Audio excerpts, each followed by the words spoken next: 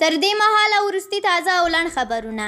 کرن خان کومه کارنامه وکړه او د کندوز د وروستۍ چاودنې ټپیان به چیرته وړل کیږي؟ په سلامونو مو هرکلی کوم. هیله ده چې د ویډیو تر پایه راسره اوسئ ترڅو د نن ورځې له حالاتو خبر شئ.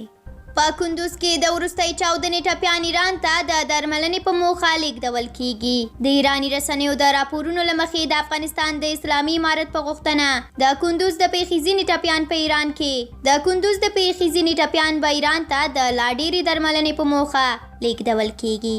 سرچینې وایي دمګړۍ د هغو ټپیانو لیږد پیل شوی دی چې په کندوز کې د درملنې امکانات کم وو.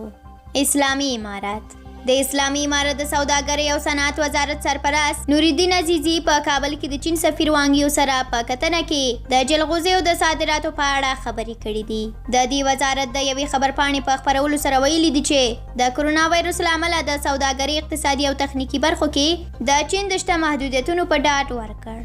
کرن خان پښتون سندرغاړي کرن خان په پښتو ژبه کې دکتورا بشپړه کړه.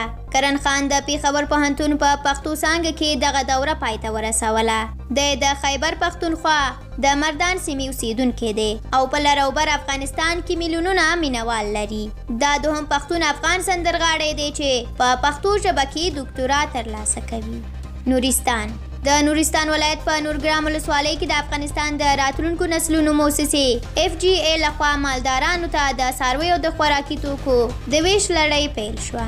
او اخیری خبر هم دا چې د جرمني د کولن په ښار کې چارواکي وایي چې جوماتونو ته اجازه ورکوي چې په لاډ سپیکر کې اذان وکړي. د کولن ښاروال ویلي دي چې اذان به د جمعې په ماسپښین 15 وخته کیږي. له تاسو هم ډېره زیاته مننه چې د ویډیو تر پایه راسره وئ. زموږ نورې ویډیوګانې هېرې نه کړئ. تر بیا الله مو مل شه. ښه وخت ولرئ.